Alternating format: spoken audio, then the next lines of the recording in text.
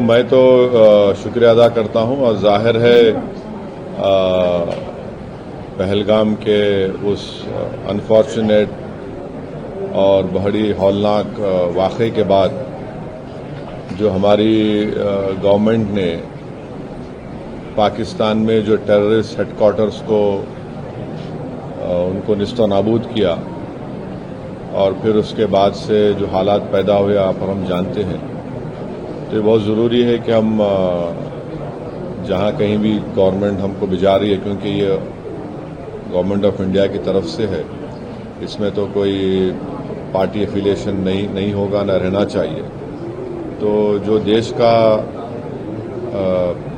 देश के हित में जो मुल्क में पाकिस्तान और उनके स्पॉन्सर्ड टेररिस्ट की तरफ से जो हमारे मुल्क में आतंकवादी वाक़यात हो रहे हैं, तो ज़ाहिर है उस पर हम तमाम को जाकर उनको बताना पड़ेगा। और भी डिटेल मीटिंग होगी जाने से पहले हमारी, तो उसमें और डिटेल हमको बातें मालूम होंगी। मगर फिलवक़्त तो मुझे लगता है कि हमको तो भारत का जो स्टैंड रहा है कि हम टेररिज्म के ख़िलाफ़ थे, क्योंकि टेररिज्म के हम विक्टिम रहे हैं और ख़ास तौर से एक पड़ोसी मुल्क बार बार हमारे मुल्क में आतंकवाद बोलिए, दहशतगर्दी को यहाँ पर प्रमोट करता है, सरपरस्ती करता है। तो ये उनको इन तमाम एक इम्पॉर्टेंट काम है और इंशाअल्लाह मैं तो पूरी कोशिश करूँगा इस जिम्मेदारी को अच्छी तरह निभाने की। कितनी ज़रूरत लगती है इस तरह? Prem hospital and modular test tube baby centre पिछले 30 वर्षों से निरंतर आपकी सेवा करते हुए अब और भी बेहतर रूप में बिजली बम्बा बाईपास पे भी state of the art infrastructure, 24 घंटे इमरजेंसी एवं ICU, gynaecology, obstetrics, laparoscopic surgery, laser surgery, cosmetic surgery, infertility, paediatrics, NICU, trauma आदि एडवांस्ड सुविधाओं के साथ कैशलेस सुविधा उपलब्ध है। Prem hospital, inspiring healing, empowering lives, near Shoprex mall, बिजली बम्बा बाईपास, मेरठ। डेलीगेशंस को जो है इस वक्त में जाना और दुनिया को बताना, बाकी देशों को भी क्या? देखिए, पहले भी जब अटल बिहारी वाजपेयी वजीर आज़म थे, फिर उसके बाद एक डेलीगेशन गया था। फिर उसके बाद 2008 में जब 26/11 का हुआ, उसमें भी उस वक्त डॉक्टर मनमोहन सिंह की सरकार ने एक डेलीगेशन भिजाया था। तो ये हमारी जिम्मेदारी है, हम पब्लिक के रिप्रेजेंटेटिव हैं, जनता ने हमको चुनकर भिजाया है।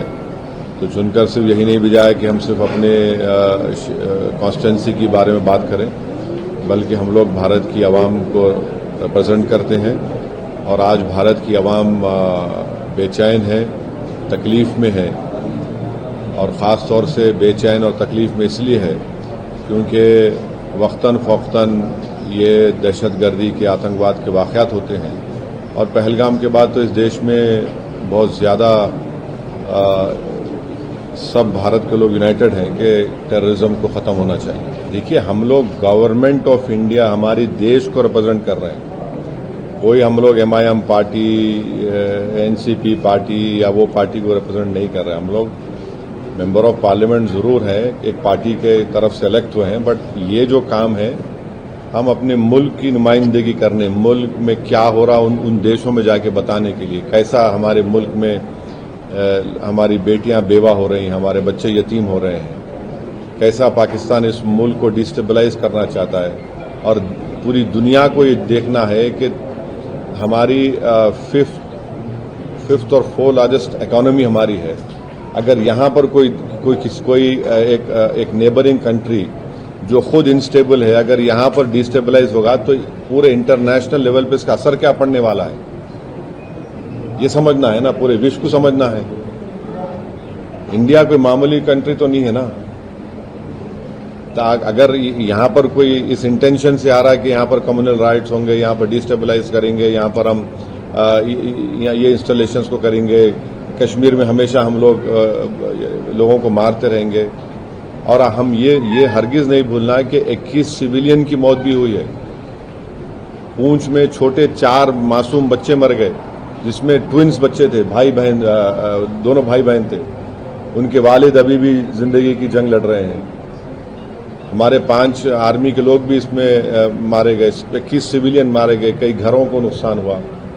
तो ये सब बातें रखना है ना, आप दुनिया के सामने हम जाके रखेंगे और इन कंट्रीज के सामने जाके रखेंगे, हम उनको बोलेंगे कि ये देखिए आप, ये ठीक है क्या, ये तो ऐसा हो नहीं सकता ना। और हमारे जितने भी हमारे कंट्रीज, हमारे तो अच्छे ताल्लुकात हैं उनसे, ट्रेड के ताल्लुकात अच्छे हैं। हम यूके से अभी ट्रेड एग्रीमेंट करें या तो तमाम जाए, हम जितने एमपी जाएंगे और जो भी भारत सरकार का पोजीशन और व्यू है उसको हम लोग बेहतर से बेहतर तरीके से रखने की कोशिश करेंगे।